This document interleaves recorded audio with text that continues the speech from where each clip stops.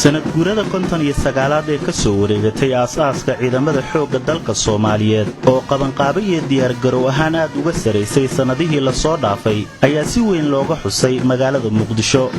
madaxweynaha Jamhuuriyadda Federaalka Soomaaliya mudane Maxamed Cabdullaahi Farmaajo wasiirka gaashaandhigga taliyayaasha ciidamada qalabka sida ayaa ka qayb galay munaasabadan oo lagu qabtay xarunta wasaaradda gaashaandhigga Soomaaliya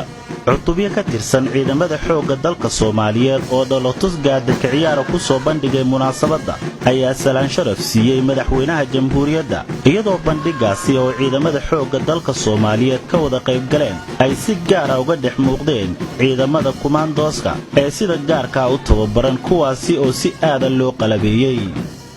dabaaldega xuska 59 guuradii ka soo wareegatay markii la aasaasay ciidamada xoogga dalka Soomaaliyeed ayaa si aad uga duwanayd sida loo xusay sanadihii hore waxaana si aad sanadihii ugu dambeeyay ciidamada xoogga dalka Soomaaliyeed uga muuqanayay isbedel horumarineed madaxweyne Maxamed Cabdullaahi Farmaajo ayaa dadaal badan ku bixiyay dib u habaynta dib u dhiska hagaajinta iyo qalabaynta ciidamada qalabka sida ee Soomaaliyeed guud ahaan oo xoogga dalku ay qayb ka yihiin waana miro dhalka hamiga madaxweyne Farmaajo isbedelka horumarineed ee hadda ka muuqda ciidamada xoogga dalka Soomaaliyeed gaadiidka gaashaaman ee dagaalka oo ay aad u isticmaalaan ciidamada xoogga dalka Soomaaliyeed iyo dabaabaadka dagaalka ayaa iyana qayb ka ahaa bandhiga sanad guurada 59aad ee aasaaska ciidamada xoogga dalka